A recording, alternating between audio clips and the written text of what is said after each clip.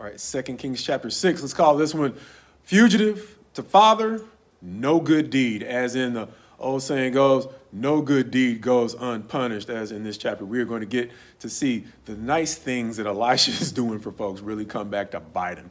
As we'll see, first and foremost, it's going to start off well. That story that we mentioned about him throwing the stick in the water to recover the axe head leads off this chapter. So now we are going to see, again, he is not simply helping the sons of the prophets, the widows of the prophets, and those who are suffering in Israel.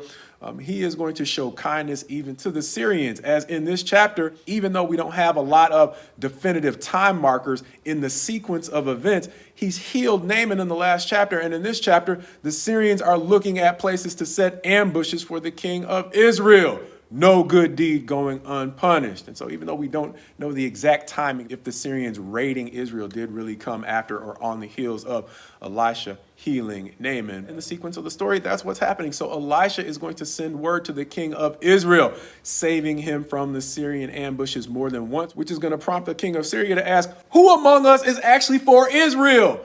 His servants are going to say, it's not any of us. It's Elisha, who is literally telling the king of Israel what you're thinking in your inner chambers. And so he is going to send a band of soldiers to go and get Elisha. No good deed going unpunished. And so that's going to send his servant, presumably, possibly Gehazi, into a fit when he sees that overnight a bunch of Syrian soldiers has surrounded them. Elisha is not quite so nervous, though. He is simply going to ask God to open the servant's eyes, to which the servant is going to see surrounding the Syrians chariots of fire from God. And so that presumably is why Elisha isn't quite so nervous. And so he is going to, after asking God to open his servant's eyes, he's going to ask him to close the eyes of the Syrian army. They're going to go blind, and he is going to offer them some assistance as he leads them into Samaria, into the hands of the king of Israel. And after he asks God to again open their eyes, they are probably going to be a little surprised at where they are and the predicament they're in. King of Israel is going to be super giddy. And he is going to ask Elisha this. Verse 21. As soon as the king of Israel saw them, he said to Elisha, my father, shall I strike them down? Shall I strike them down? We've come a long way from the days of being fugitives. You've got the king of Israel, son of the man who was once hunting down the prophets, now calling Elisha his father. But there are very few happily ever afters in the Bible. And so after Elisha tells him, no, feed them, show them hospitality, and send them home, he's actually going to throw them a feast and send them back, which is going to create another problem.